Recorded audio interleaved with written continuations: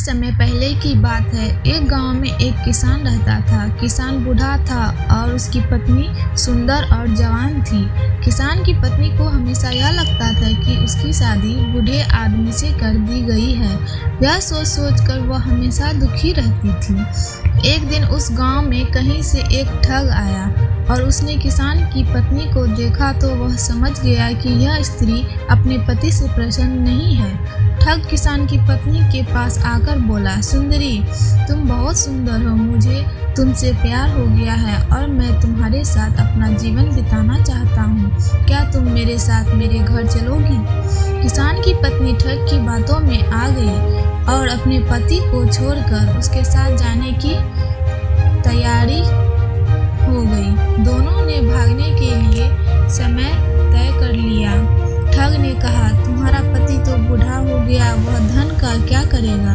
तुम अपने साथ घर में रखा धन और जेवर भी रख लेना, वो भविष्य में हमारे बहुत काम आएंगे। स्त्री उस ठग की बातों में पहले ही आ चुकी थी और उसके कहे अनुसार उसने घर में रखा धन और जेवर भी अपने पास रख लिए। रात्रि में जब उसका पति और पूरा गांव सो रहा था तब ठग के साथ घर से भाग गई। सुबह होते होते जब वे गांव से बहुत दूर निकल गए, रास्ते में उन्हें एक बड़ी नदी मिली।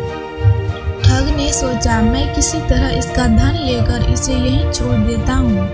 यह स्त्री वैसे भी अधेड़ उम्र की हो चुकी है, मेरे पास धन रहेगा तो कई जवान सुंदर स्त्रियां मिल जाएगी। नदी को देखकर ठग बोला, प्रिय, इतना सारा धन लेकर हम नदी को पार नहीं कर सकते। पहले मैं इस धन को नदी के पार ले जाकर किसी सुरक्षित स्थान पर रख देता हूँ, फिर तुम्हें भी नदी पार करवा दूंगा। किसान की पत्नी पहले ही ठग की बातों में आ गई थी। इस बार भी उसने बिना सोचे समझे ठग को धन की गठरी दे दी और वहीं बैठकर उसके आने का इंतजार करने लगी। बहुत अधिक समय बीत गया परंतु ठग नहीं लौटा। अब किसान की पत्नी को सारा माजरा समझ में आ गया और अपना सब कुछ लूट जाने में दुख से नदी के किनारे बैठकर रोने लगी। उसी समय एक गिदरी मुंह में मांस का टुकड़ा लेकर स्त्री के सामने से गुजरी। गिदरी को नदी में एक बड़ी सी मछली दिखाई दी। गिदरी ने मछली पकड़ने के लिए उस पर झपट्टा मारा। मछली उछलकर दूर चली गई और गिदरी के मुंह में रखा मांस का टुकड़ा नदी में गिर गया और तेज धार में वह बह गया।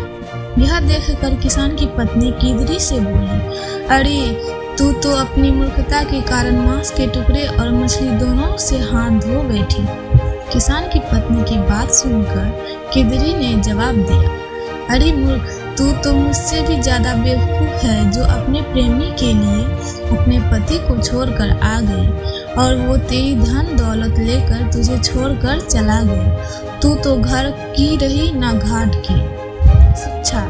इस कहानी से हमें यह शिक्षा मिलती है कि कभी भी छोटी मोटी बातों को लेकर अपनों को धोखा ना देना चाहिए, अन्यथा कहीं के नहीं रहते।